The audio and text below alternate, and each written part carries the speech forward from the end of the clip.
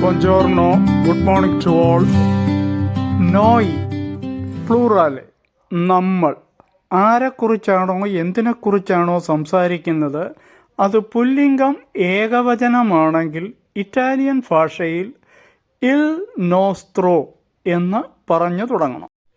നോയ് പ്ലൂറാല് നമ്മൾ ആരെക്കുറിച്ചാണോ എന്തിനെക്കുറിച്ചാണോ സംസാരിക്കുന്നത് അത് സ്ത്രീലിംഗം ഏകവചനമാണെങ്കിൽ ഇറ്റാലിയൻ ഭാഷയിൽ ല നോസ്ത്ര എന്ന് പറഞ്ഞു തുടങ്ങണം.